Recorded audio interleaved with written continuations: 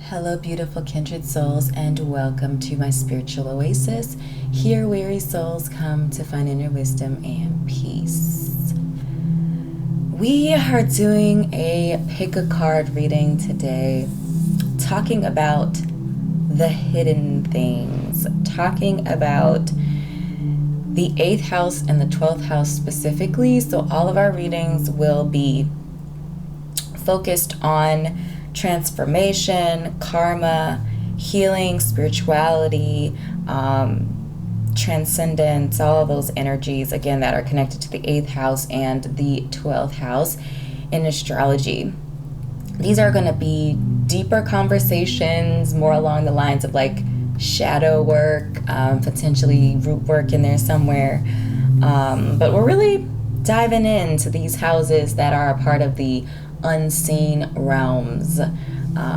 They're outside of our natural, worldly, corporeal, physical, tangible world, and therefore they're shrouded in a lot of mystery, question marks. And so we're going to be diving into that and exploring that today. So the first part of our reading is going to consist of a conversation about the 8th house and the 12th house. I will be talking about what those two houses represent, and then the second portion of the reading or the conversation of the video today will be the readings. So there will be timestamps to everything in the description, so you can skip right ahead if you don't want to be in that conversation. But there will be a timestamp for the 8th house, for the 12th house, and then to the readings that are available. So go ahead and use this video as you need or want to. And yeah, so before we get into our in-depth discussion about the 8th house and the 12th house, I would like to invite you to join the Kindred family here on YouTube by subscribing to my YouTube channel. Click like on the video if you like this content, and drop a comment down below. Let me know what group you selected. Let me know if anything resonated with you today. If you have any additional insights, or maybe, something you had an aha moment or a moment of clarity about the 8th house or the 12th house, let me know that in the comments as well. If you're interested in your own personal reading, you can connect with me on Etsy. I do all types of readings, including shadow work, root work, hidden things, astrological birth chart analysis, looking at specific things in your birth chart as well. So you can connect with me on Etsy if that intrigues you at all. I also have like worksheets and other things as well if a personal reading is not in your stars today. So yeah. All right. 8th house, 12th house, and astrology.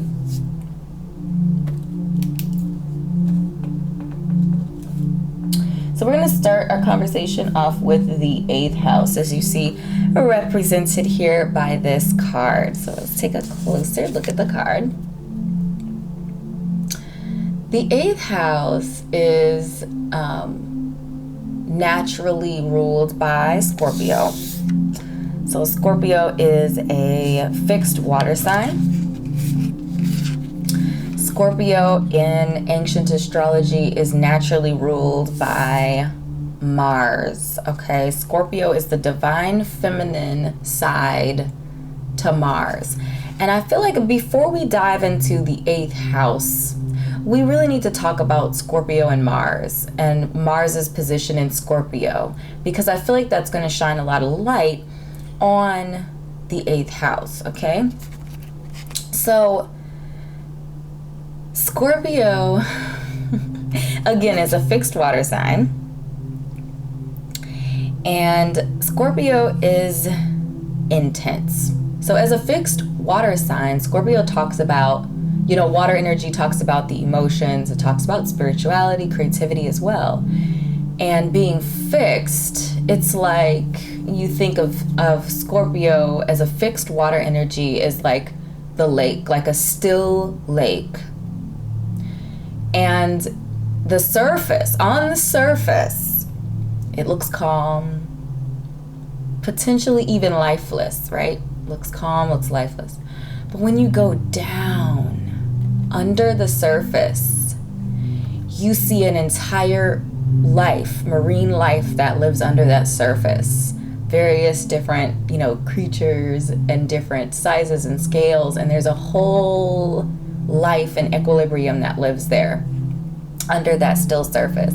So that's really what Scorpio is talking about. Individuals who have strong Scorpio placements on the outside are going to appear more stoic. They're more, and that to me lends to this idea of like mystery. When we talk about Scorpio energy, people think they're mysterious because they do have that stoic kind of facial expressions, or, they're not very expressive often on the outside. But it is underneath that calm, placid lake surface is this intense, deeply feeling, deeply, intuitive and intense energy. I feel like people know that Scorpios are intense, and I feel like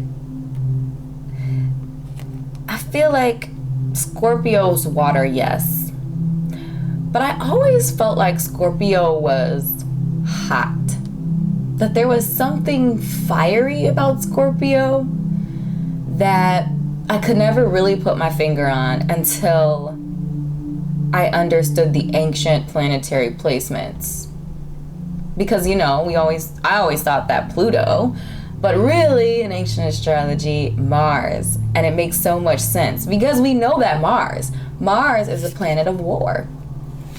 Mars is a planet of war. Mars represents forward motion. It represents how you defend yourself, what you're willing to fight for. And we associate Aries energy with Mars. So Aries is a fire sign, outwardly expressive, divine masculine position of Mars. The warrior that charges into battle, leads the fray, the leader, and on the flip side of that, right, war, I feel like from the Aries perspective is more glamorized. It's more, you see someone fighting for a cause and, really putting all their energy and effort into whatever this battle is, and, the art of, warfare from the places of the seen places, the places of being seen. But what we don't see is the other side to Mars. So if we think about the planet as it circles the sun, half of it is facing the sun and therefore is in light, right? That would be Aries energy, being seen, Aries. But on the other side of that, right, there's always a balance, there's always a harmony. So where there is light, there is also darkness. So on the other side of Mars is the darkness and the dark side of war. And that is where Scorpio lives, that divine feminine yin energy that lives on the other side of war. So it talks about the devastation basically that happens after war. So as glamorous and big and exciting as Aries is in Mars, or Mars is, I should say, in the Aries placement, that masculine sun-facing position, the dark side is just as big and monstrous. It's just the opposite. So where there is this intense fight for something on the outside, there too is this intense fight on the inside. It is the dark side of war. It is, what comes after war? Death, right? Death, mental duress, distress, anxiety, fear. All of those things live on the dark side of war. And so Scorpio is on that dark side, encouraging us to move past these war.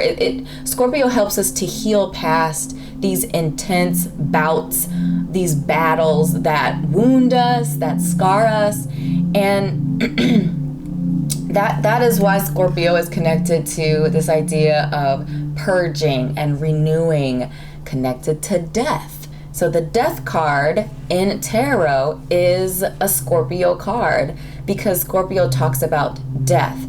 Death as in leaving behind one thing in order to be reborn into another space and place.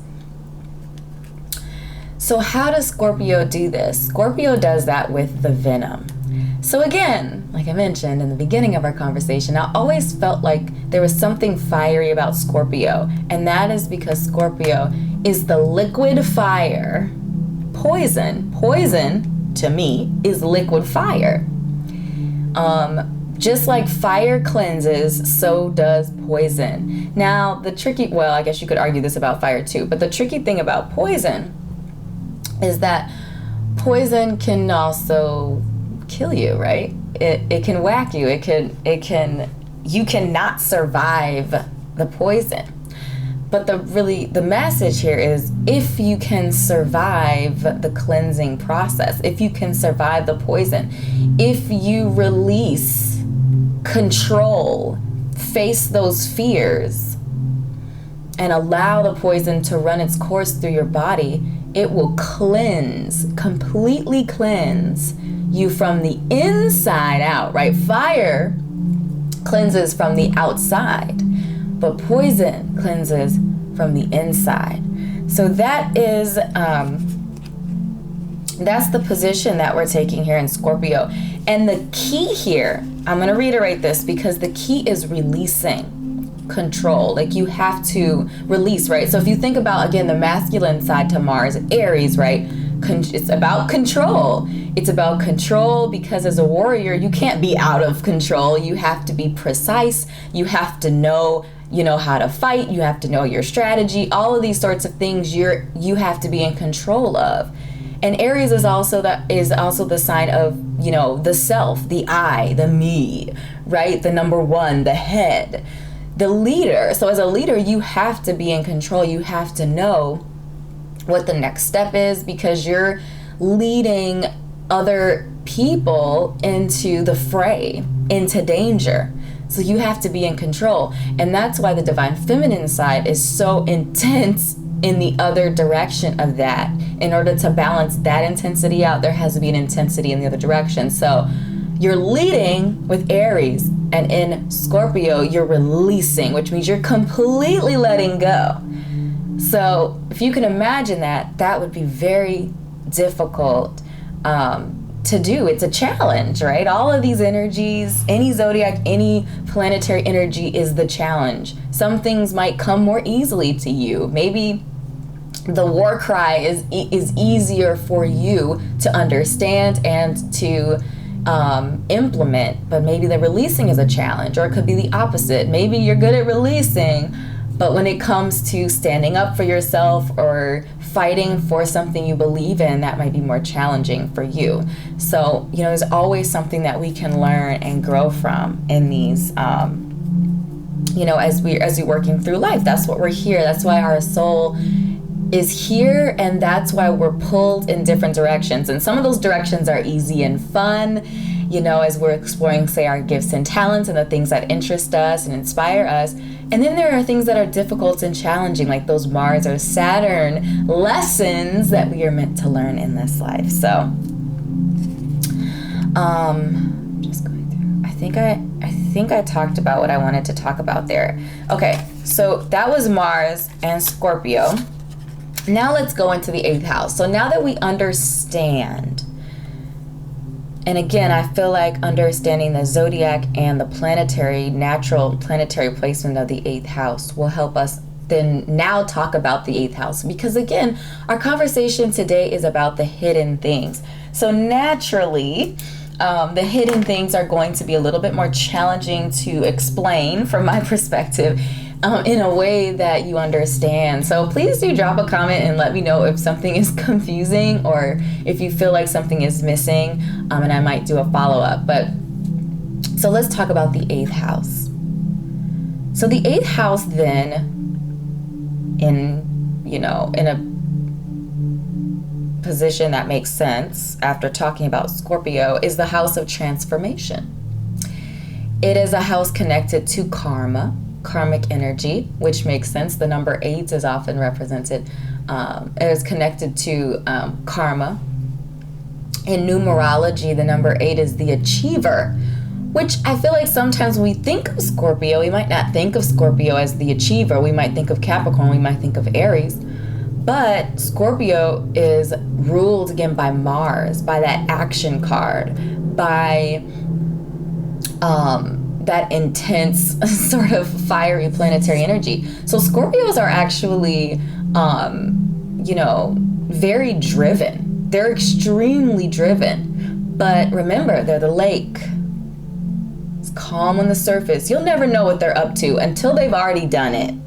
Until they've already done it. And then they will come out and be like, yeah, I did that, But Scorpios are just as driven as their masculine counterpart, Aries. So keep that in mind. So karmic energy, we talked about. The 8th house is the achiever. The number 8 is the achiever in numerology and is also connected to karma, karmic energy. So not only achieving, but also giving back. And I feel like that giving back energy of the number 8s in this situation is the healing energy of Scorpio. So again, to me, there are, like I kind of mentioned, there's kind of the easy way, and then there are the more challenging ways. And I feel like some of the easy ways, in quotation marks, there's really no easy way to heal yourself or be healed. But the quote unquote easier way, or I should say lighter way or softer way of healing, would be what we see in Pisces energy, which of course we'll talk about later. But really, like Pisces or Cancer, any of the water signs really are healing energies. But Scorpio is one of those healing lessons that we don't want to face. We don't want the burning poison running through our bodies, but giving ourselves over to that, releasing energy. So that releasing is also a big energy connected to the 8th house, as we mentioned with the Scorpio placement. The lesson in the 8th house is being able to let go, to release. And we also know that the 8th house, connected to Scorpio energy, is connected to sex. And not just really any sex, but really a deep, emotional, partnering sexual relationship or sexual connection with another person. And in order to have that deep emotional, because remember, we're talking about Mars. We know that Mars is the planet of passion from a sensual perspective, passion, desire, lust. And on the other side of that, remember, because there is a balance to all things, on the other side of that intense kind of lust, emotionless, it's all about the action. On the other side of that is the deep, intense, emotional, sexual or sensual experience with another person. And in order to reach that, you have to release control. You have to give yourself over to your partner. And in high vibration, your partner would give themselves over to you. And together you would have a really deep, intense, loving, mutually beneficial, physical and emotional connection with that individual, with that person. But that's all covered in the 8th house as well. And again, that's the Scorpio side. That's the harmonious or balanced side to that. Again, purely physical, lust-driven passion from like the Aries position of that, okay? So I think that's really interesting to note as well. The 8th house also talks about facing your fears, because we mentioned in Scorpio that, and in the Mars position, that the 8th house is the other side to war. It is the death. It's the destruction. It's the mental illness. So if you think about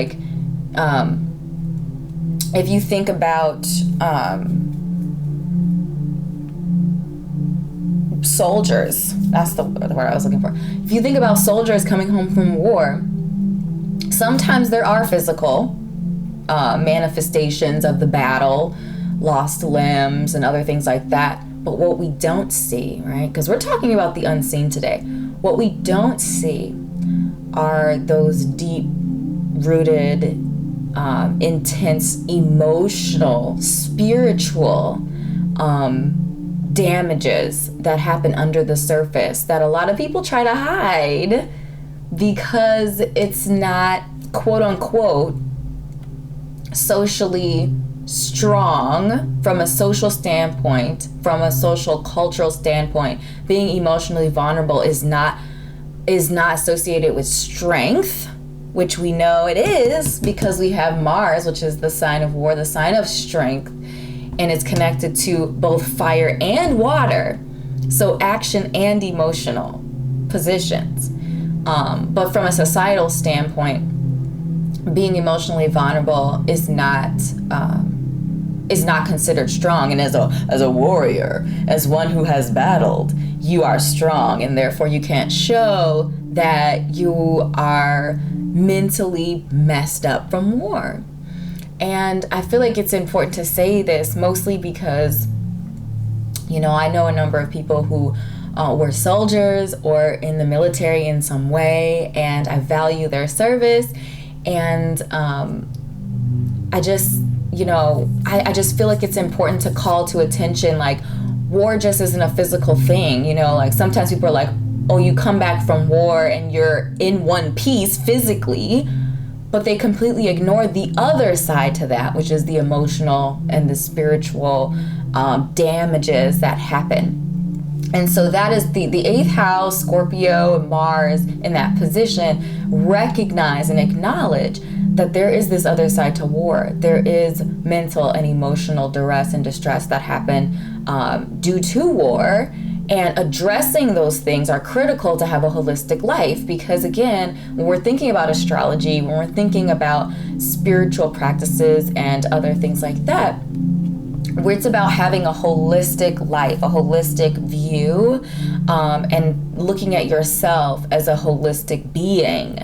And one of those things is, again, addressing the other side to war and to battle. So,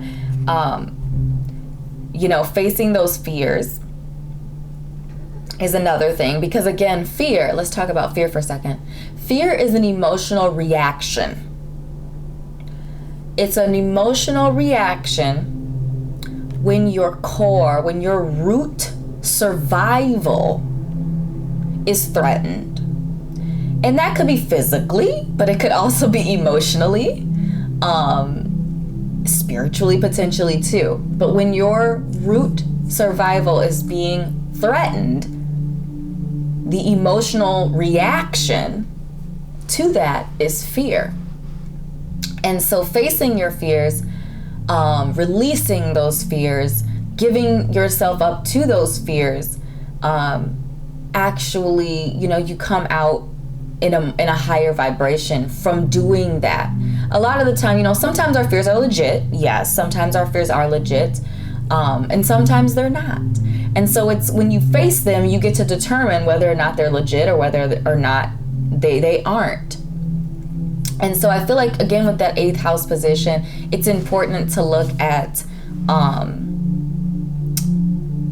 root work, because root work is unseen energy too. Or I should say root work addresses unseen energy, because the unseen in that position is that we've absorbed, as young people, we absorb the energies from the home that we were born into, either the family or whatever our situation is, from childhood into adulthood. As children, we're absorbing that energy. We're absorbing these lessons on money, on relationships, on self-related things, self-worth, self-respect, all that sort of stuff. We're absorbing all of that from our home environment through observation and through experiences, either in our home or in our schools or whatever. And we know that all of those experiences aren't healthy. So root work helps us to address those challenges and those issues, and allows us then to be able to make a more conscious decision about how we approach those different pieces of our life.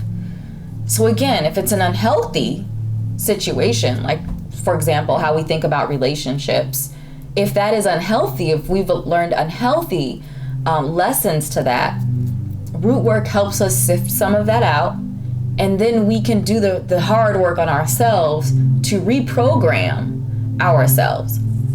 And so the reason why I say that these are unseen things is because we didn't have any say on what ground we were planted into, where our roots were set. That was determined already by the universe or whatever.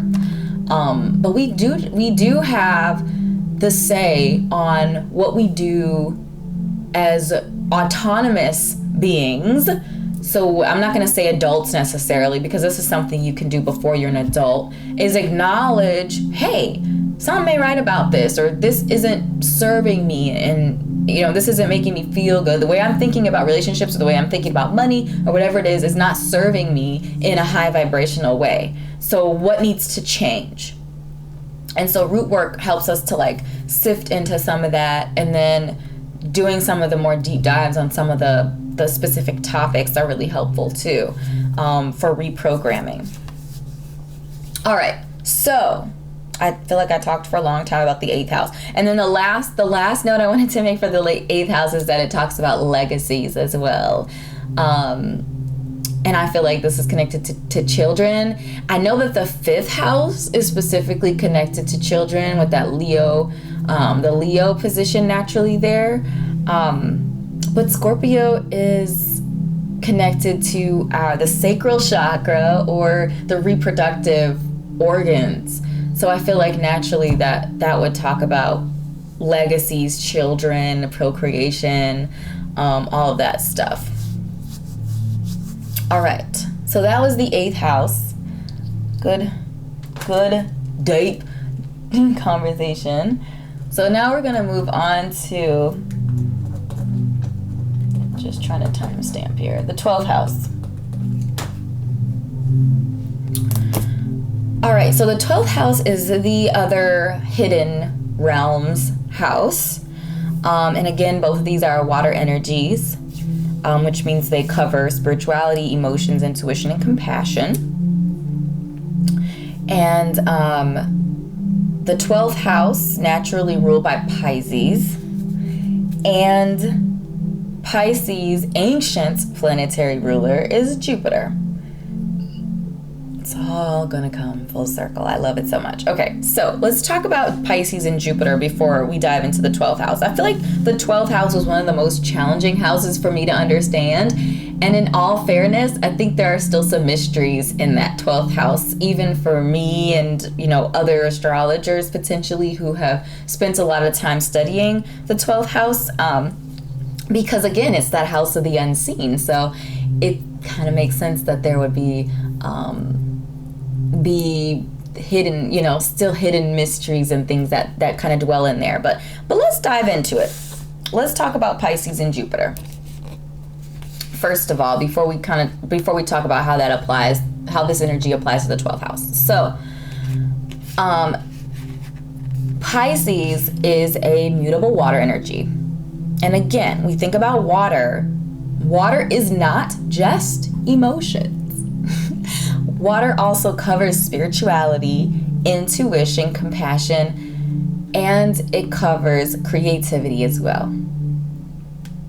So when we think about Pisces is a sign that is connected to intimacy, intuition, and compassion. Pisces is the 12th zodiac. It's the last zodiac sign. And therefore, as the last zodiac sign, it gets residual energy from all of the other signs. And that is what helps Pisces be really empathetic. Because Pisces literally can feel, right? So that mutable water allows Pisces to feel, because again, that emotional space, that spiritual space can change.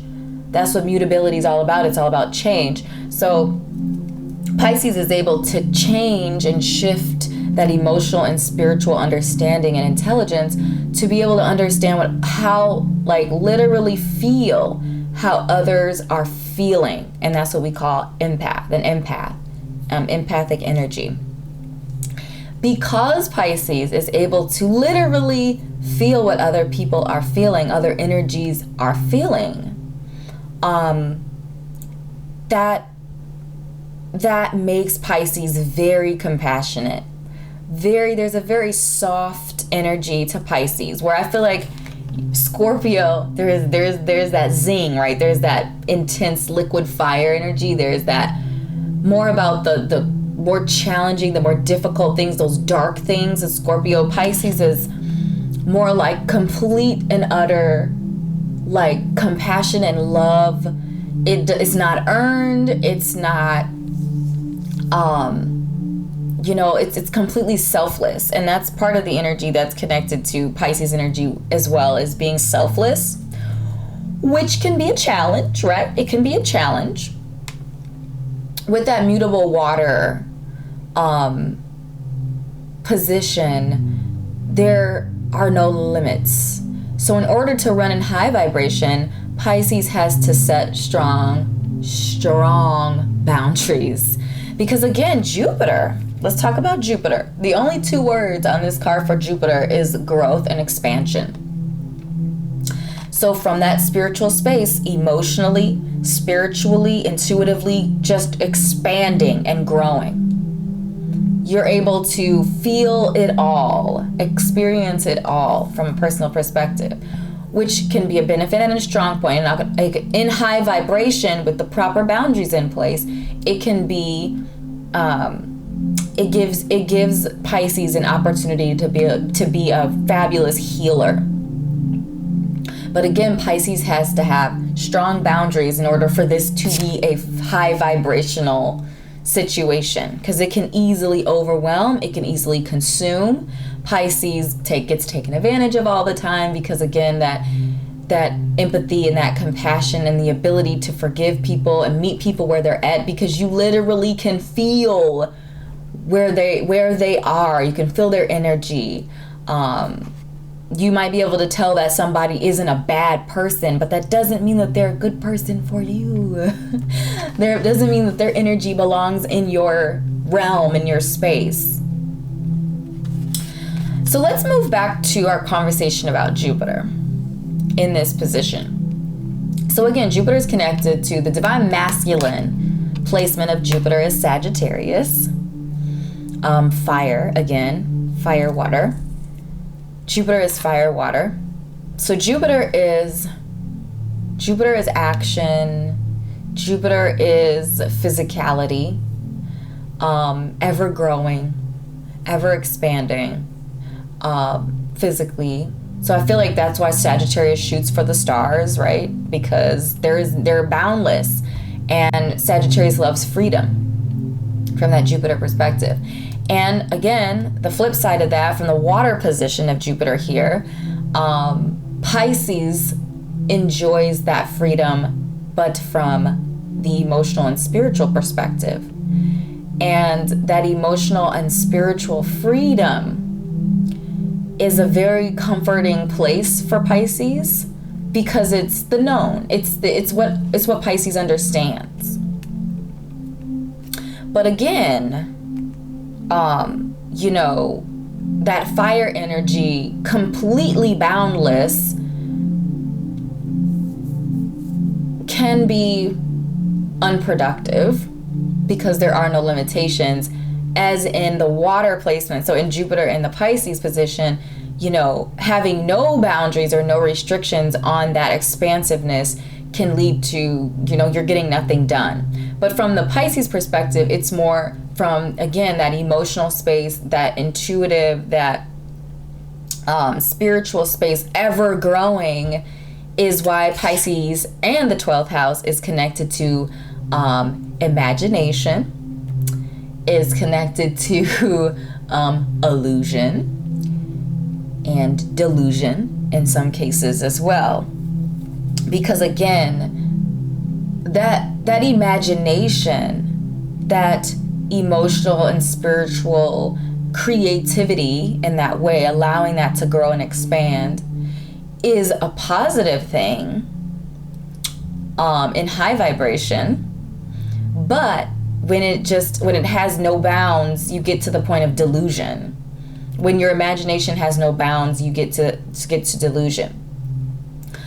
In that same kind of realm here, or leg, Pisces also connects to dreams, dream energy, dream space. The realm of dreams is the unseen. Dreams aren't tangible. They're in many ways they're in our subconscious. They're in our, I feel like dreams in many ways are opportunities for communication with spirit and with the universe, and also with our subconscious, with our shadow side. And that's why I feel like, again, that shadow work kind of helps pull some of those hidden energies inside of us that we often turn away from. Pisces, again, being that completely accepting energy, doesn't turn away from people's dark sides, doesn't turn away from people's darkness. Pisces meets people where they're at. And I feel like that is one of the bigger messages here, is not to be afraid what's in that 12th house of the unseen, to see it and accept what it is because it's a part of you, and then figuring out how we're going to work with it. Okay, so that to me is the big focus. So now let's add in the 12th house since we brought her up.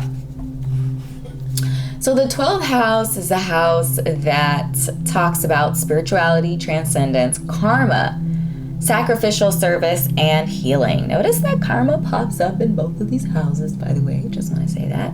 I feel like healing, I mentioned in the Scorpio conversation that healing is also a part of Scorpio. A part of the 8th house, as well as the 12th house.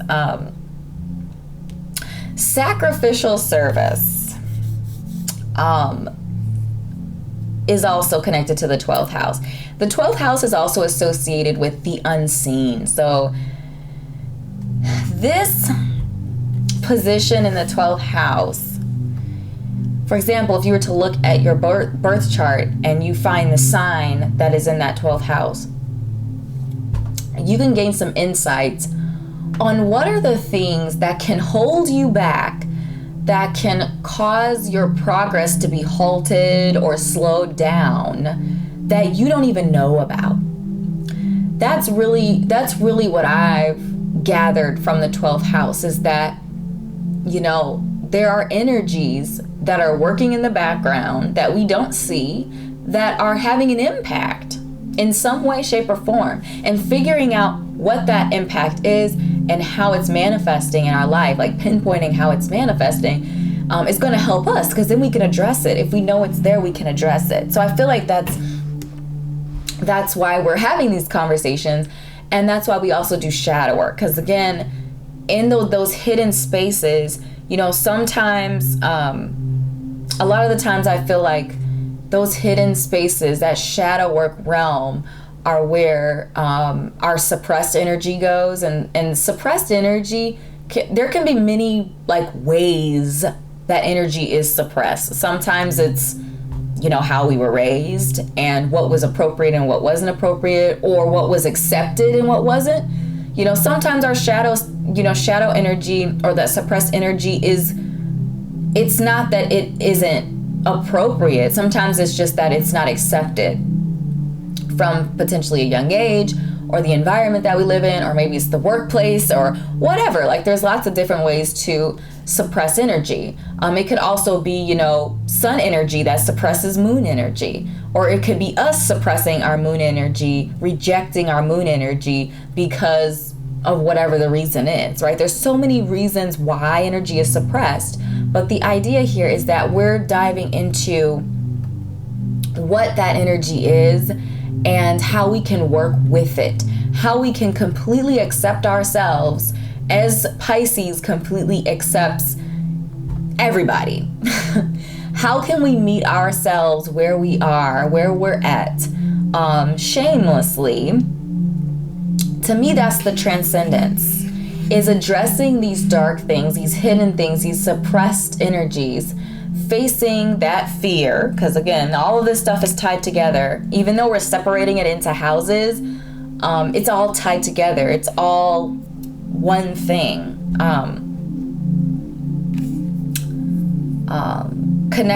Connecting our spirituality to our corporeal existence, or to this corporeal manifestation of ourselves, to me is also a part of that 12th house investigation. I feel like the 12th house, with that Jupiter position, this idea of growth, I feel like happens, and karmic growth happens when we're able to completely acknowledge and accept who we are. I feel like that's part of why our soul is here in this place, in this time, in this incarnation of ourselves, is to do that deep work, that hard work of accepting who we are.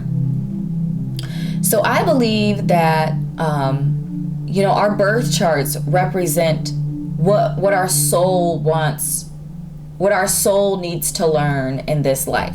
There are definitely positions and placements in our birth chart that talk about what we already learned, and there are different things. For example, like if you do not have an element in your birth chart, that means that you've already learned that lesson in a previous incarnation. You came into this life with that skill set, with that lesson under your belt. Boom, done.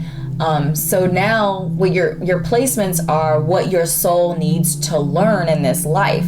You're not born into your sun sign. You learn your sun sign. You grow into your sun sign. You expand into your birth chart in many ways, or placements of your birth chart, where your soul is being led to those different lessons.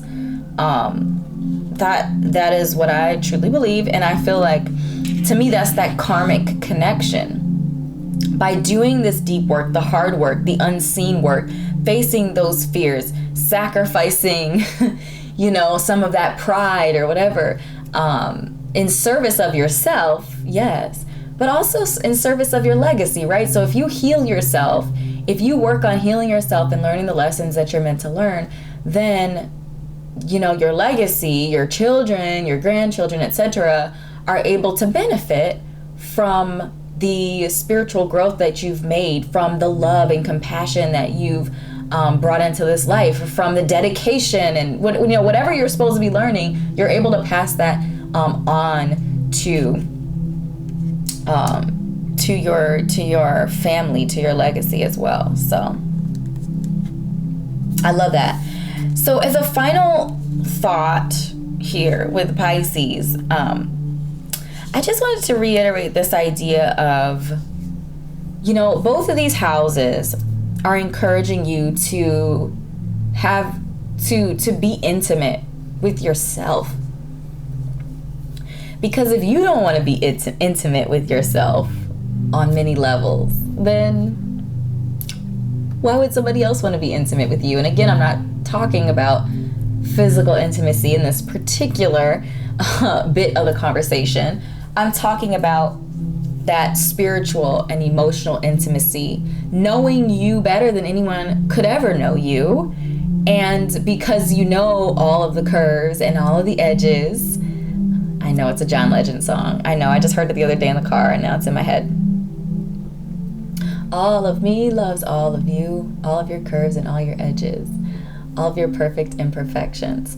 That is the message here today. 8th house, 12th house, a blend of all of this, that deep, watery, spiritual, emotional, compassionate, intuitive energy, where we take deep dives inside of ourselves. And you might be a little bit afraid at what you see, and that's perfectly okay, because it's about facing fears. It's not about not feeling the fear. Feel the fear and still face it, and learn who you are, accept you, investigate those shadows, investigate those roots, and do it for yourself. You know, do it because it's the healthy thing to do for you, and it's going to make you a better person, a better individual.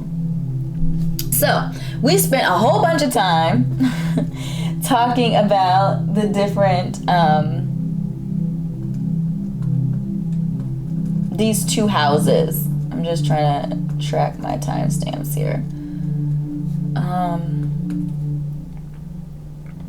And now we're going to move into our readings. So if you need a moment to meditate, please do pause the video at this time. You can go down into the description and select your group. So you can pause this time if you need to meditate, and again, the links to the groups that are available will be in the description. Also, I have some satchels prepared for each of the groups if this helps you. So group 1 is going to be guided by this first satchel here, group 2 the middle satchel, and then group 3 the third satchel. And you probably can't see it in very much detail, but there's some charms in there. There's a tea leaf card. So again, you can pause the video if you need a moment to determine which group is for you.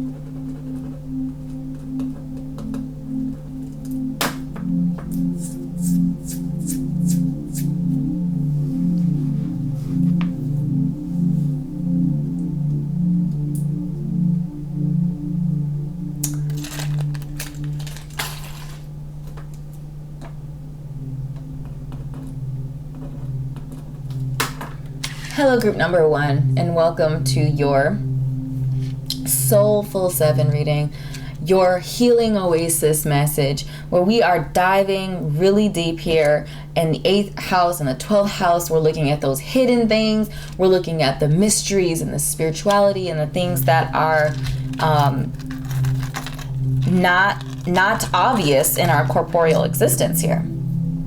So what I am going to do, which I probably should have done this before, but we're just going to take a moment.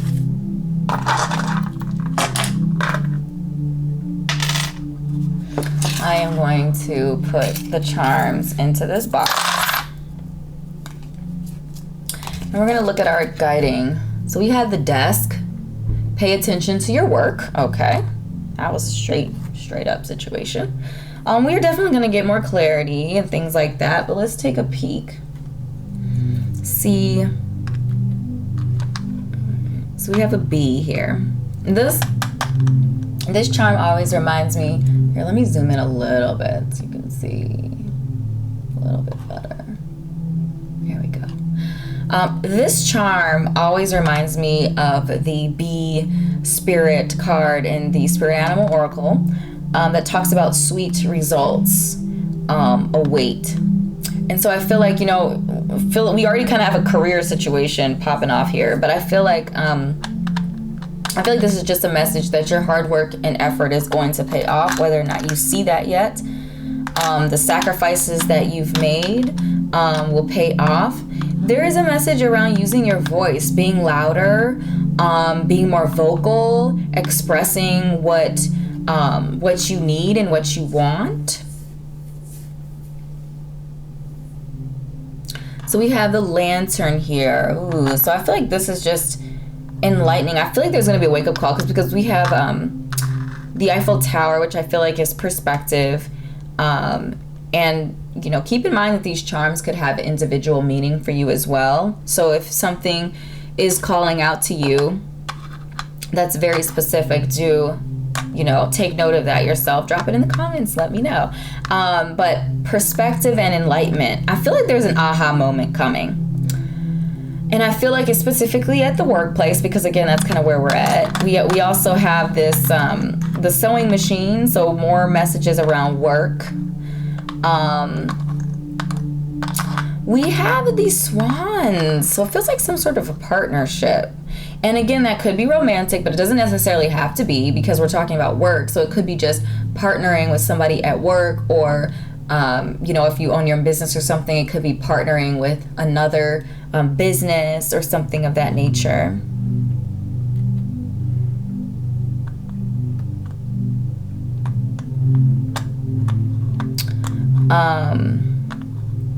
We have the brow chakra,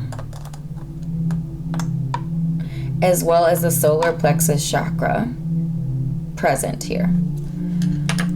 So this is what I'm getting from that. I'm getting trust your gut, trust your intuition.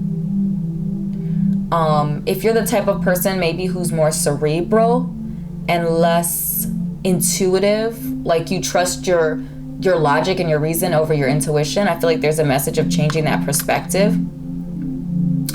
I feel like there's going to be some enlightening messages or enlightening moments where there might have been confusion that become clear when you start to exercise your intuition more and you start to trust your gut more and trust yourself. I feel like that's going to also build confidence in yourself. Like trusting yourself is going to build that confidence, and that's what solar plexus chakra, like that's what strengthens solar plexus chakra, is being confident in who we are from a inward first and then outward perspective. So it's not just about displaying confidence, but it's about feeling it and being that, living that confidence from the inside out. So trusting your intuition, strengthening your inner space, partnerships, being more vocal. And I just have a feeling that all of these things together, your hard work, speaking out and advocating for yourself, the sacrifices that you've made and all of that stuff, and partnerships and working with other people is actually going to bring you really positive results. So that is where we're starting from today with the message. Let's see. We can start with tarot. Let me zoom back out. Hold on a second. There we go. Hopefully it adjusts. Am I gonna have to close my blinds a little bit? All right.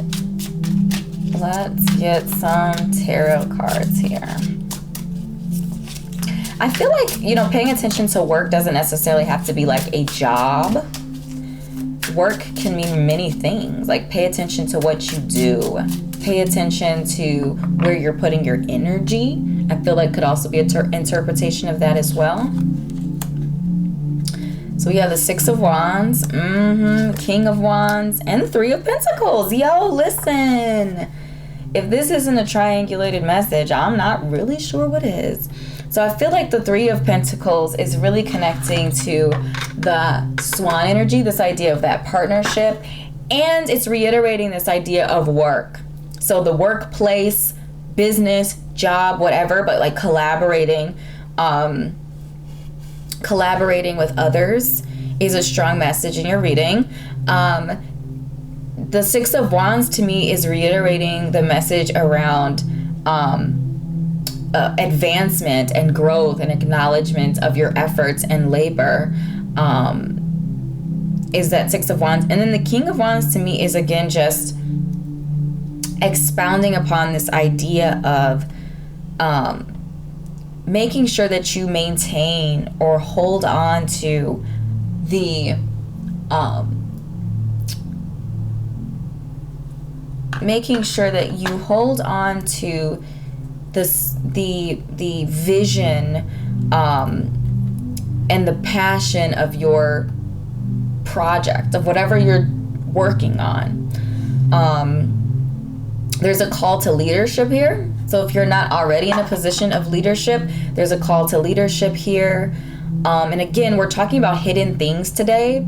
So I feel like, if leadership is not natural for you, I feel like there's a strong message for you to work on that, to cultivate that. You are a leader.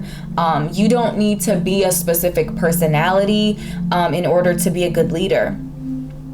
If you have a lot of divine feminine placements, like I happened to in my chart, you can still be a really great leader. Divine feminine, like people who lead from a divine feminine perspective, actually often invoke a lot of loyalty and trust with their, with the people that they with the people that they lead, because they lead from a place of compassion. So again, the 8th house, 12th house, Scorpio, Pisces are both divine feminine energies. They are intense and powerful in their own way. And it's just about learning that power. It's about acknowledging that power, learning that power, and figuring out how to use that power, whatever your power happens to be. I feel like the King of Wands could also potentially represent that partner. So we talked about partnering with an individual in this space of work and business. So that the King of Wands could represent someone who potentially has strong fire placements in their birth chart. So Sun, Moon, Rising, Venus, or potentially Mars in a fire sign. So Aries, Leo, or Sagittarius. Just kind of keeping an eye out for that. But I feel like this is just like encouraging you to maintain a strong position of, you know, be the visionary of your life. Be the visionary of your life. Take charge. So we have the path of the gods. Decisions, meetings, and future plans. Look at how beautiful this artwork is. Let's take a moment. That is so pretty. All right, distracted. So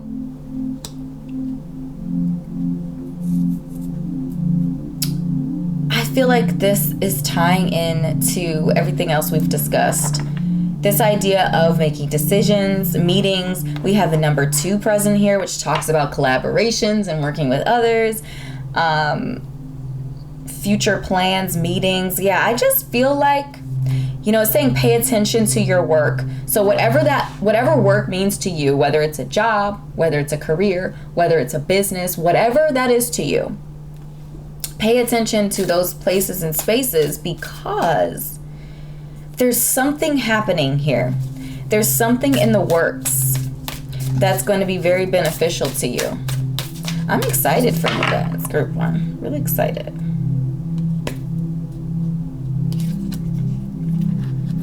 Look at this. So pretty. So the spirit of spring is coming to remind you that freedom, action, and power are available to you. Not only are they available to you, but they're being encouraged. I feel like there's just a strong message around, feels very fiery, Sagittarius specifically, or Aries. But this idea of allowing yourself to freely be who you are, to express yourself in a way that is truthful to you and who you are. It's just really, really resonating with me. I'm excited for you. But freedom, action, power. And I feel like doing that is going to lead to rewards. It's going to lead to acknowledgement, specifically in the space and place of career. The courageous peony. Let yourself be seen. I'm talking. Yep. You. Yep. Spirit's calling you out right now. That's happening. Let yourself be seen. Courage. I feel like this is really talking to divine feminine people right now, or people who have really strong divine feminine placements in your birth chart. And there's just an encouragement to embrace that energy. Free yourself from feeling limited. Allow yourself to be seen. Allow yourself to be smart and to be strategic and to be powerful. Allow yourself that. Grant yourself that allowance. And then we have a longing for home. This could be literally, you could be away from home or traveling, is what I'm getting here. Leaving maybe a place or position where you feel like you have a stronghold in order to pursue something that you're going after. You could be moving for some of you. Maybe you're studying abroad or moving to a different state to do your studies or to learn something or get training or something of that nature.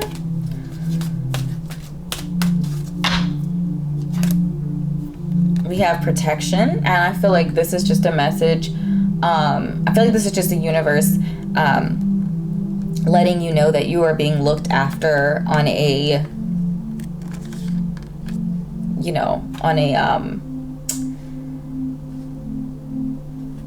universal level, that you are being looked after, that you are loved and protected and you're safe.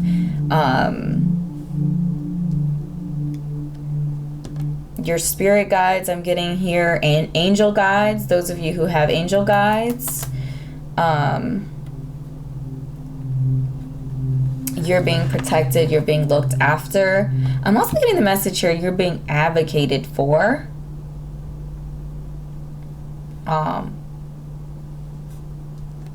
That your spirit guides are advocating for you is the message I'm getting very clearly.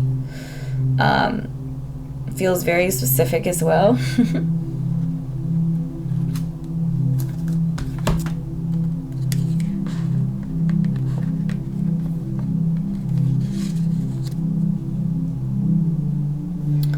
Yeah, you guys know me. I reorganize things until I like it.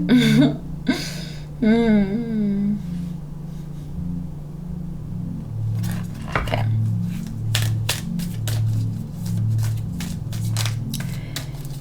Yeah, I feel like spirit is really just kind of hyping you up, letting you know that there's something coming. I feel like this has not quite happened yet. I feel like this hasn't quite happened yet, but you're being prepared for something big that's coming, that's going to require you to take a leadership position. I'm getting the message that there might be some discomfort, there might be some physical relocation, or maybe it's just maybe not a physical relocation, but you're just going to be out of your comfort zone is what I'm getting here. There's some bird imagery as well in here, which I feel like this bird imagery to me is really connected to this idea of like letting the bird, like pushing the baby birds out of the nest so that they can fly. Otherwise they won't take that leap. And so I feel like this is the universe kind of pushing you out of the tree, if you will, and encouraging you to spread your wings and fly and learn and grow. Listen, have I not been talking about divine feminine energy today for your reading?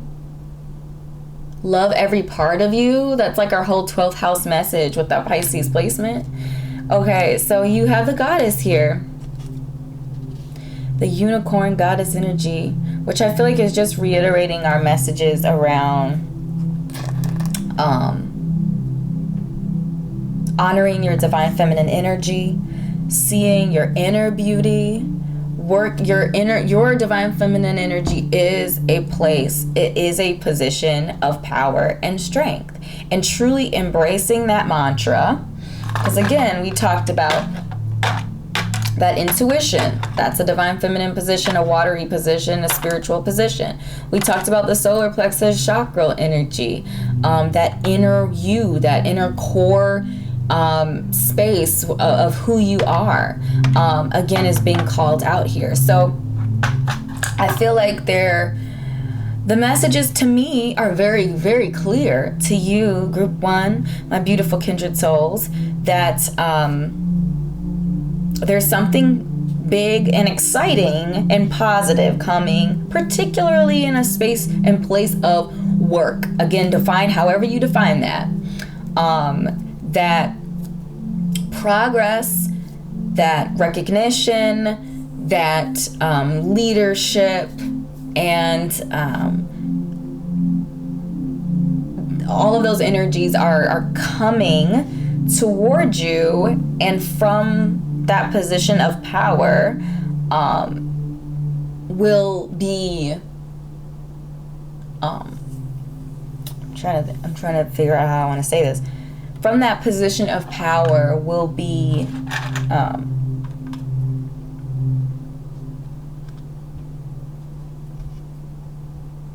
abundance, sweet results, I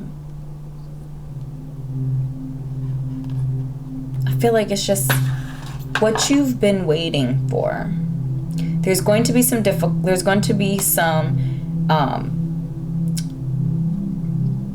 discomfort, because this is a call for growth and expansion. There's going to be a need for you to do some deep dives inside of yourself. Yes, the universe and your spirit guides are protecting you, but I'm also getting the message here that you are being called to protect yourself by learning who you are, being strong and stable in who you are, as we were talking about that solar plexus chakral space. Part of having a strong solar plexus chakral space is knowing who you are completely, 360 degree, 100%, knowing who you are, accepting yourself, flaws and all, and being okay with that. Yeah, you are growing, you're continuing to grow and update and change those areas that need it, but you're still accepting and acknowledging and accepting all of yourself. Okay? So, my beautiful kindred soul, these are the messages that I have channeled for you today. I hope this was helpful. If something resonated, do drop a comment down below, click like, subscribe, and I will see you in an upcoming reading. Bye-bye.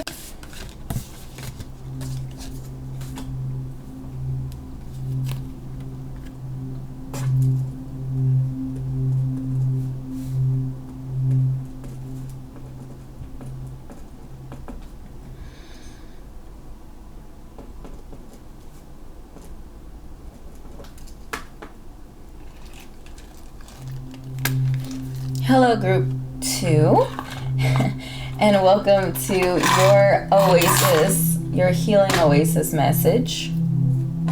Sorry, I am making some noise off to the side here. All right, so sorry, that was from group 1, my bad. Hello, group 2, and welcome to your healing Oasis message today. So we're gonna go ahead, flip over your card in a second. Let's see what number we're gonna get when we dump out your charms. So we have the number 2. Okay, hold up. All right, let's also flip this and then we'll dive in. Ooh, okay, Diamond. You'll be receiving or giving a precious gift, is what this says. Okay. Interesting. Well, I'm gonna go ahead and zoom in.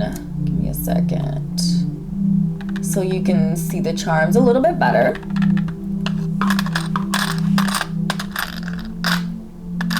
Messages. We have our little pelican here. Messages. We have our mermaid. I guess the mermaid is kind of fitting here with the watery conversations. We have the engagement ring, so potentially a relation. We also have the number 2, so potentially, my voice is cracking. Potentially some sort of a partnership. Doesn't necessarily have to be romantic, but it could be. It could also be like the advancement of a current relationship if you're already in a relationship. An offer of marriage or the offer of a long-term partnership. We have the bike here, so we have some messages around like work and effort. We have the camera, which to me talks about memories. We have the mask face down, so this tells me that honesty, either from you and or from another person, if they're involved, is represented here. Then we have Leo, which talks about generosity, and we have the Diamond card. I think that's an interesting thing to note. I think I'm gonna have to see the rest of our reading to be able to interpret the Mermaid, because the Mermaid could talk about, you know, emotions in watery spaces, but the kind of the low vibration of the Mermaid is this idea, like, you think of like the deep ocean, cold and distant. So that's also what the Mermaid could talk about. But I feel like with everything else in here, it feels warm. She feels warm. She feels loving. She feels emotionally supportive. Could be somebody coming back from the past. Could be a love person. Or really, maybe I'm also getting like the Three of Cups as well as popping into my head, that you might be in a position or a situation where you're connecting with old friends or something like that. And then we have Sweet. So I feel like Sweet is, I feel like this is just all really positive. I feel like there's going to be something really positive happening, some positive collaboration or connection. Again, it could be romantic, doesn't necessarily have to be. And then of course we had that, the generous gift, or receiving the precious gift, receiving or giving that precious gift. And I say keep your mind and heart open to what that could be. Time, energy, love, those are all precious gifts as well. I'm feeling like it's probably going to be something more tangible, but I'm just saying keep an open mind, keep an open heart as we go through this. So let's see. There's so many options to choose from. I have so many decks out right now. All right. Yeah, we have some direct sunlight flowing in. All right. So we have karmic relationships. Did I not say something about the past? Yep. Because we had that charm, the photo charm, which always reminds me of like the past.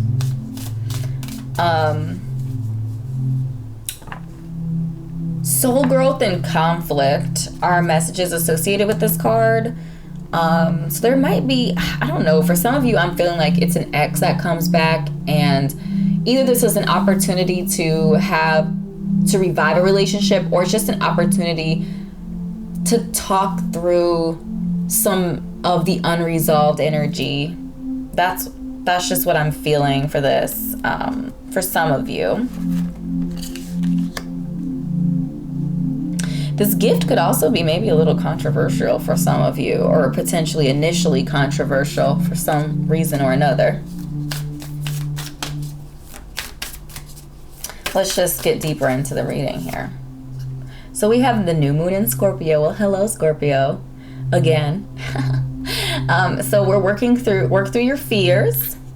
I feel like, yeah, I feel like for some of you, it's like perceived. Come on. It's perceived conflict. That you're afraid that there's going to be conflict. But it's perceived. It's not necessarily real. It's just kind of in your head. Maybe you haven't seen this person for a long time, or these people for a long time. It could be reuniting with family for some of you. I got mother in my mind for some reason. Maybe you're expecting or anticipating conflict, and with some, reuniting in some way. This is kind of what I'm feeling. So we have the egg moon. The egg moon talks about trust. I feel like this is more like trust the universe. Like trust that the universe has your best interest at heart, and that if there is any sort of conflict, it's in order to bring you healing and clarity. Those are just the messages that are coming to me.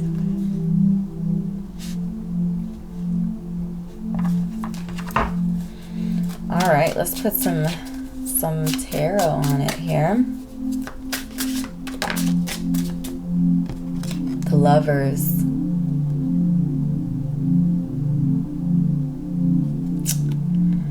I just shuffled it. So we have the Lovers. What other messages for group 2?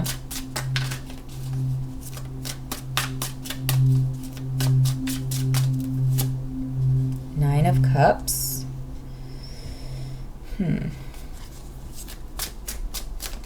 What other messages for group 2? This one flipped. Three of Swords. Yep. Some of you, yeah, I kind of mentioned it. That conflict, that Three of Swords. There's some unresolved, there's a message, a strong message around an unresolved love situation that has been causing conflict inside of yourself. Could be, for some of you, fear of not,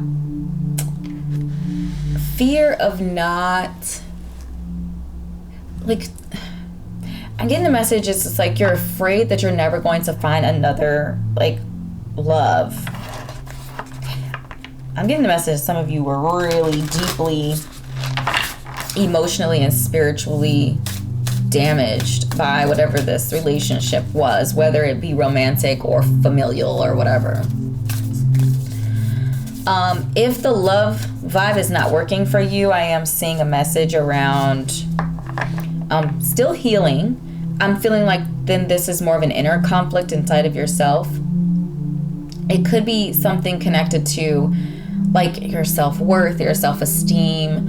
I feel like the Lovers card is really talking about options, that options are coming for you. If you've been trying to manifest love or partnership, I'm getting the message that that could be the gift that's coming towards you, but you have to get yourself right. Like, you have to make sure that you're in a place of reception, that you're able to actually receive that love when it comes for you.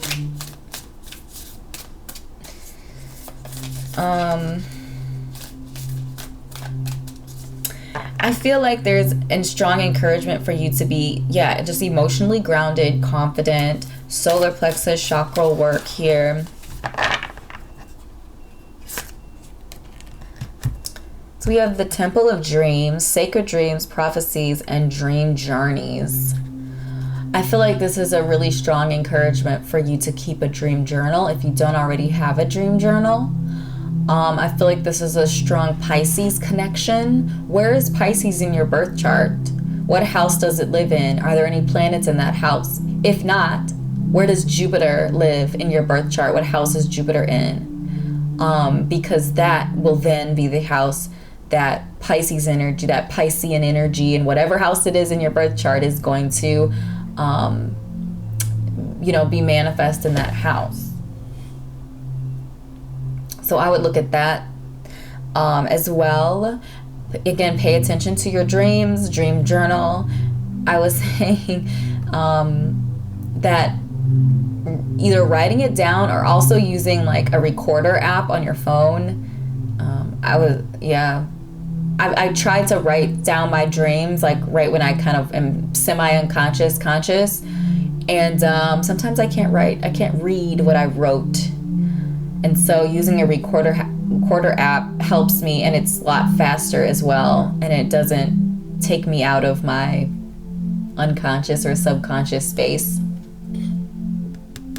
I feel like there's going to be communication through your dreams, that the universe, that spirit is going to be communicating with you through your dreams. So paying attention to your dreams. And I just also feel like you're going to have a really rich dream life coming up, or maybe you're in it now. But I also feel like there's kind of a message of enjoyment too. Sometimes I feel like we spend so much time trying to find messages and lessons and all these other sorts of things that we don't actually just enjoy. Like, sometimes dreams are just fun. Like, sometimes you get some of those whack crazy dreams and you're like, what in the heck is my subconscious working through on this one? Please inform me, because this is just anarchy? Like, what is going on?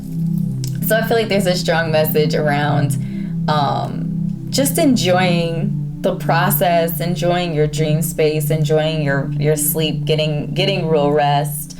There are those messages as well. All right, so we're just gonna pull a couple dream cards. Dogs. So pay attention if there are dogs in your dreams. Dogs often talk about like friendships, honestly. Friendships, genuine emotional connections.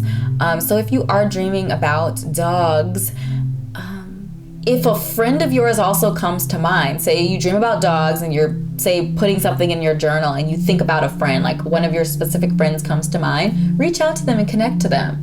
I also want to note that the number 12 is reduces down to the number 3, which is the number of, you know, socialization and friendship and all that kind of stuff. So I do feel like there could definitely be some messages connected to your friends or friendships in your dreams, especially if you dream about dogs. If you have dog dreams. All right, let's see what we got. Let's see if we can get one more dream card. Do we have any more dream cards for group 2? Anything for them to look out for in their dreams? Okay, well, we had 2 cards do crazy things here. The moon, okay. So if the moon appears in your dream, I feel like this could also be talking about that moon space, those shadow spaces, suppressed energy. Looking where's your moon in your birth chart? What house is it? What sign is it in? Because that energy tells you what makes you feel safe and secure. And so, like, respecting that, because it might not be in alignment with your sun energy or your ascending energy, but making sure that you still respect that moon energy, because it has a important role to play in our lives to make us feel grounded and make us feel secure, and that we are living a satisfying life. And then sailing is also showing up here. So we have 3 9s in your 3 cards that reduce down to the number 9. So we have the 36 here with the Temple of Dreams. We have the 9 of Cups, and we have sailing. So the number 9 could definitely be important. The number 9 is a number connected to transition, moving from one state, one place to the next.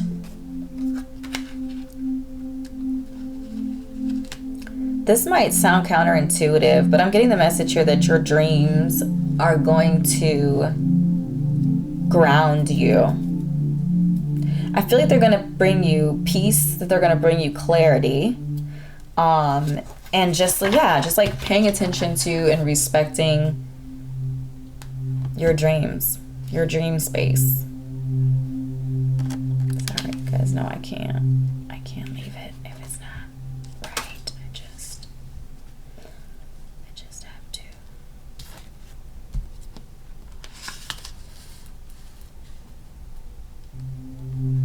Scotch.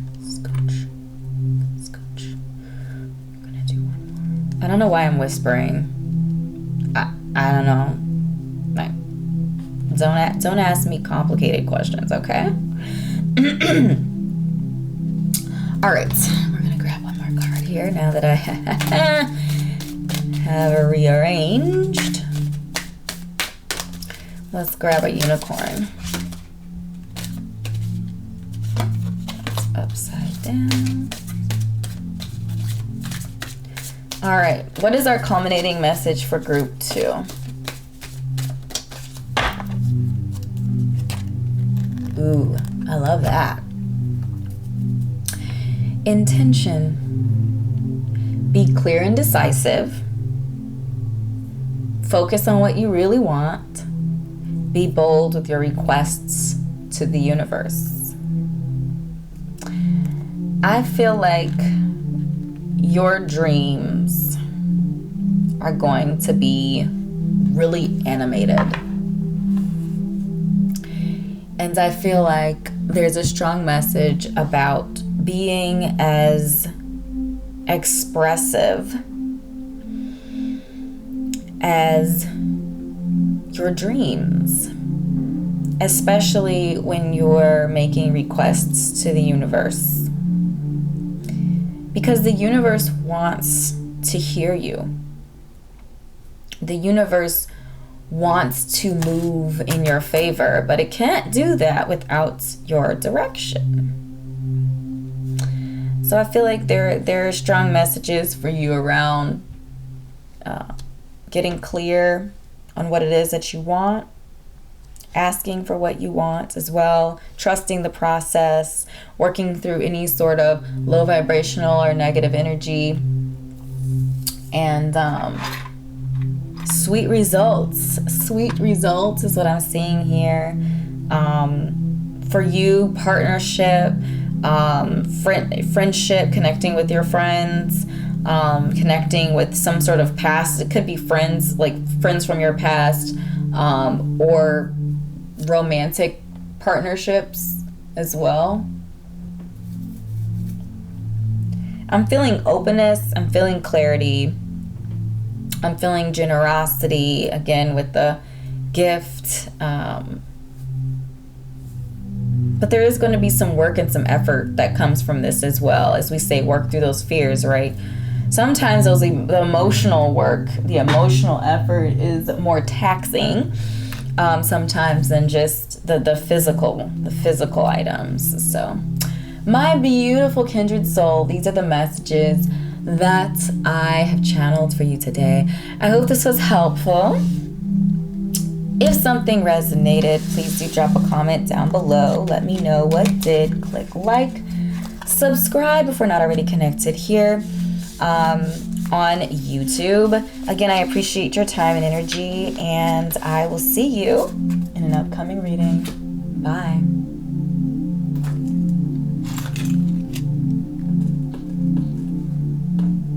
Hello, Group 3, and welcome to your Healing Oasis message today, where we are looking at the hidden things. We are looking at the 8th house and the 12th house, and messages from Scorpio, Pisces, Jupiter, Mars energy.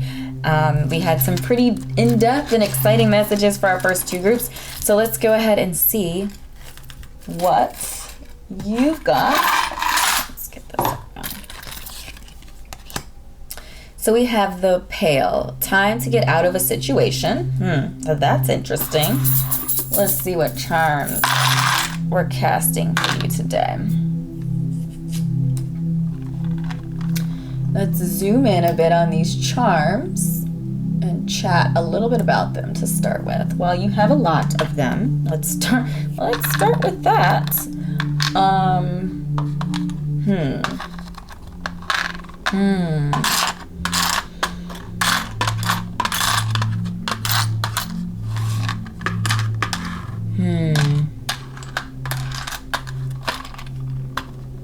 Okay. You're going on a journey, or you're about to. I see that in the cowboy hat, which the cowboy hat to me, talks about kind of rogue. It talks about an individual who is lives off the beaten path, who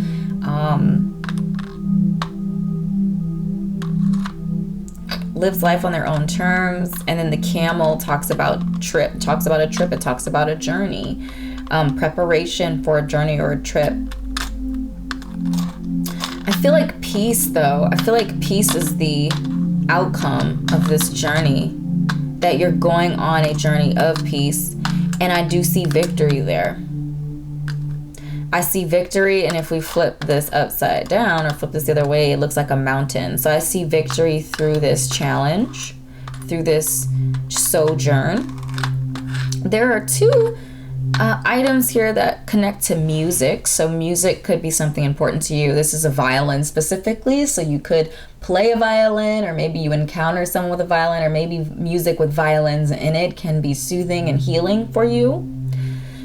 We have the headphones. So I feel like the headphones talks about focusing specifically on what you hear. It could also talk about blocking out outside noise as well. With the rabbit, I feel like luck. I feel like quick movement. We have Pisces. Pisces represented here. So intuition. So I feel like there's just a message around trusting your intuition, following your heart. The leaves to me talk about change. Yeah, I feel like there's change. I feel like it's time. We have a clock here. It's time. It's time for change. It's time for this journey. And our pale energy was time to get out of a situation. So time, movement, adventure, journeying, sojourn. It feels very much so connected. The anchor, something's been holding you down. Potentially something connected to your heart chakra. It could be that a blocked heart chakra could be holding you back, or maybe a love. Whatever that might be, romantic or familial or whatever, might be holding you back or keeping you from making progress. With the mushroom, I connect the mushroom with networking, and also that there's more that meets the eye, that the part of the mushroom that we say is the mushroom is actually a very small portion of the mushroom. The rest of it lives underground. So there's way more that meets the eye below the surface. And we talked about Scorpio energy in our conversations today, are about the unseen and the things that are below the surface, if you will, anyway. So I feel like that's very much so connected. We have the shell here, and I feel like the shell is talking about protection. I feel like it also could be talking that you're closed off. So if this heart chakral energy, being closed off, maybe you recently got out of a situation. Again, I feel like the sojourn is about you searching for peace. Again, you're leaving a situation behind, is that guiding energy. And with this fish,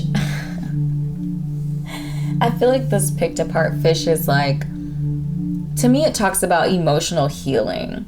That, that fish energy connects to Pisces, which connects to water, it connects to intuition and creativity. I feel like your emotional, intuitive, and spiritual spaces have kind of been picked to the bone. There's a bit of a death energy here as well. And I feel like that those spaces, again, emotional, spiritual, and creativity, are ready for a rebirth. They're ready to be reborn. They're ready to be reimagined, reconstituted, especially if it's been suppressed. I think we talked about all the charms. So let's go ahead.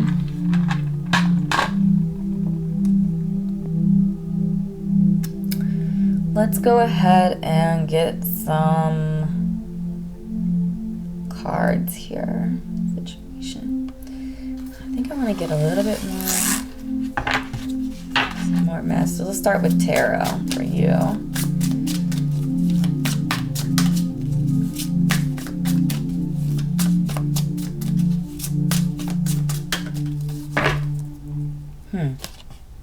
Lovers. All right. Last group got lovers too. You see me shuffling, don't you? I swear I'm shuffling the cards. Two of Cups. All right. Too many things fell out. This deck is really slippery, by the way.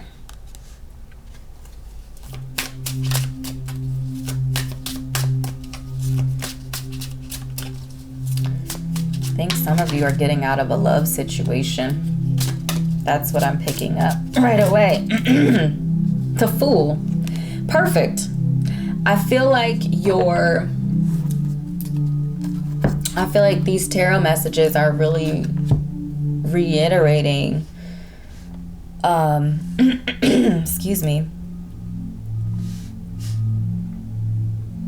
Yeah, I feel like for some of you, you might not connect with this, but I'm just going to tell you what I see and what I'm feeling. that some of you are coming out of some sort of love situation. It's time to get out of this situation. And we have the Lovers, we have the Two of Cups. And I feel like the Fool is that adventure card. So we talked about adventure with your charms. That came up a lot with at least 2 or 3 of your charms. This idea of adventure, this idea of venturing out and going on some sort of a sojourn, and specifically to find peace. And I feel like the Fool is really encouraging you to be limitless and to be boundless with this. Again, I'm feeling like there's a very strong possibility that this is that some of you are getting out of a romantic situation. Now, if you are not in a romantic situation, I feel like your sojourn is leading you to a long-lasting, spiritually deep, connective, soulmate type of connection. So again, if you're not already in a relationship, I feel like that is where this sojourn is going to take you.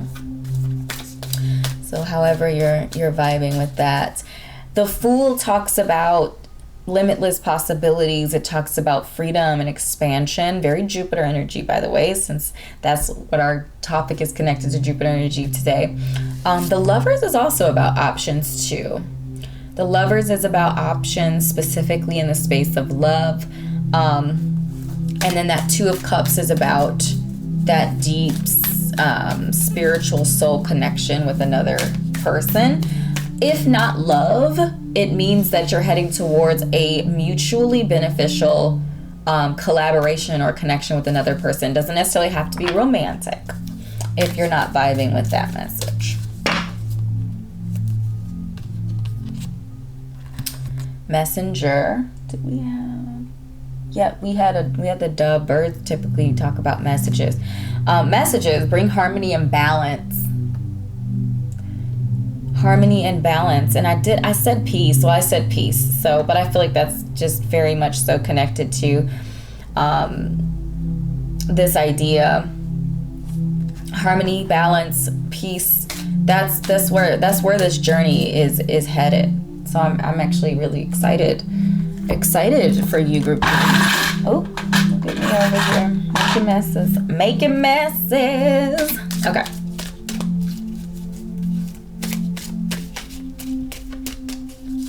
Sometimes the Two of Cups can also talk. So again, if you're not vibing with the romance thing, the Two of Cups can also talk about harmony within yourself. Because again, we're talking about those hidden things. So I feel like that could talk about harmony between your ego and your id. So your moon and your sun energy being harmonious. And maybe that means just accepting that they're different.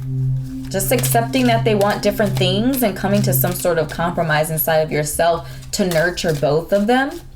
So again, I think that it could mean so many different things.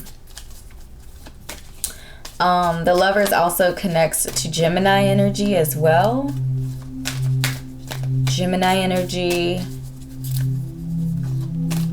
water sign. Delight. Count your blessings and enjoy life. Take pleasure in simple things and always expect the best. I feel like that's Fool.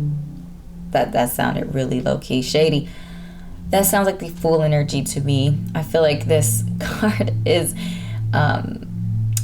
reiterating the message of the Fool. Is it foolish to be optimistic, you ask? I don't know. Maybe. But sometimes it's okay to be a little bit foolish.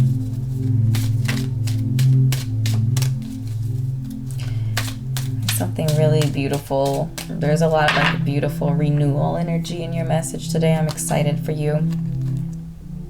We have the last quarter moon, and what I am seeing here in the last quarter moon is gratitude and being grateful.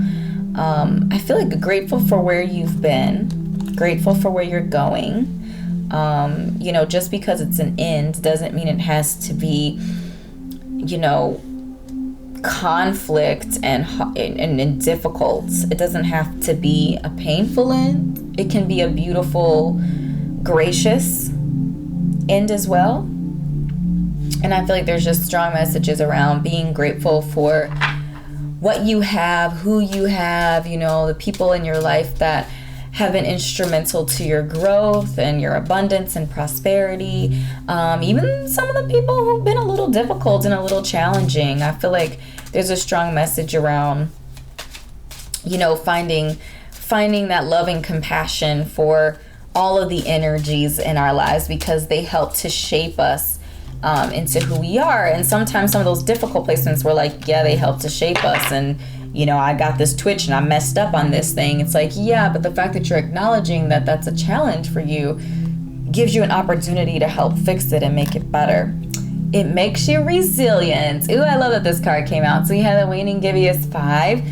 And yeah, this idea of resilience, the difficulty, like, be grateful for the difficulties and challenges, as grateful as you are for the positive, you know, the things that we look at as being positive, because those difficulties and challenges also help to shape us into well-rounded individuals. Like some of the lessons that we are meant to learn in this life, because again, that's those hidden things. Talk about some of the lessons that we need to learn in order to first of all live a more full life now, but also for our soul to grow and not have to repeat these same lessons over and over again. Hopefully we're learning them. I love that. I really love that. Dawn Watcher, caretaker, guardian, support. So I just feel like, you know, we have the messenger here. I feel like this is connected to angels. I feel like this is connected to angels. I feel like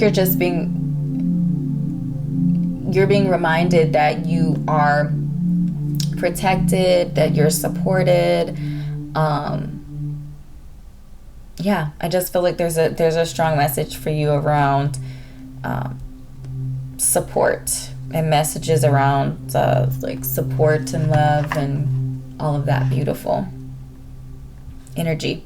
I feel like this is also letting you know that you're protected on your journey as well.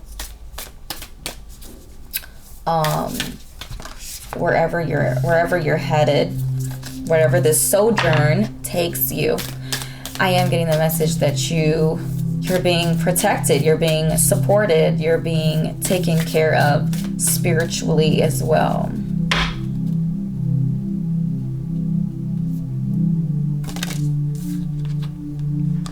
The crystal path, mineral spirits and crystal beings. So the first thing that came to my heart and mind when I saw this was connecting to crystal energy in general, like getting crystals. Are there any crystals specifically that you vibe with or that you connect with? I know I got peacock ore, because that's supposed to connect to, or that crystal connects to the spiritual spaces, and it's good for like water signs like Pisces and things like that. I love me some labradorite. That crystal connects to magic energy. I just feel like it's really empowering, and yeah, I love me some labradorite. Amethyst for that crown chakra connection. So really just explore crystals, look into crystals. Are there any crystal energies that that you want to investigate, that you want to do some due diligence, a little bit of homework, and see if there are any crystal energies that connect to you, that vibe for you. You can also look it up online, like if you have really strong placements, like zodiac placements in your chart, or elemental placements. So if you have a lot of like earth energy in your chart, you can, look it up and see what crystals would vibe for you. Also, if you're trying to work on a specific chakra, you can look it up by chakra as well.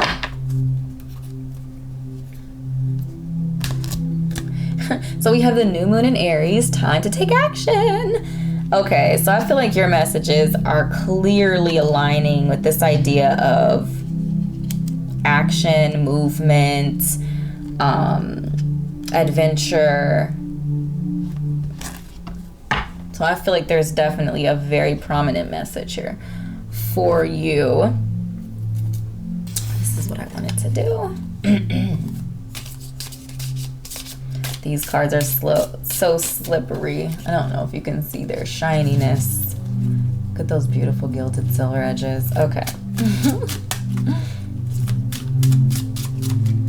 Let's see if we can snatch up some messages. So we have the Douglas fir. In this moment, I am free. Oh my gosh. Hello, we're talking about the Fool energy. We're talking about options and travel and adventure. So I feel like this idea of freedom is really interesting. So we have resolution. The triggering statement here is interesting. The past haunts me. So I feel like there's a message around like letting go of that past. We have the heart chakra energy in this card, and we also have the heart chakra charm for you as well. So I think that's an emphasis on your heart chakra space. Is it blocked? Are you working through the pain and difficulty of this transition, or are you ignoring it? Pay attention to your heart chakra and make sure that it is functioning on high vibration. Make sure that it's open and that there isn't any healing that needs to be done. And if there are, let's do some healing there. So let yourself be the one to heal the wounds passed down from your ancestors. The release and growth begins with you. To me, this is connected to that legacy statement that was on the 8th house. This is also, to me, talking about karma, which was connected to both 8th and 12th house.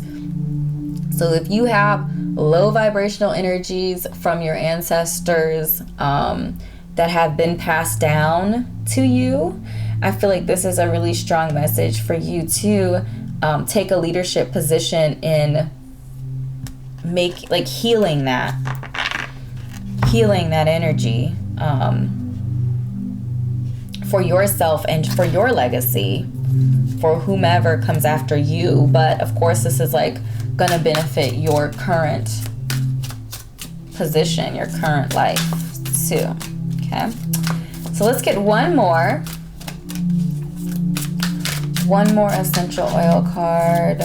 What's the final message that you have for group 3 today?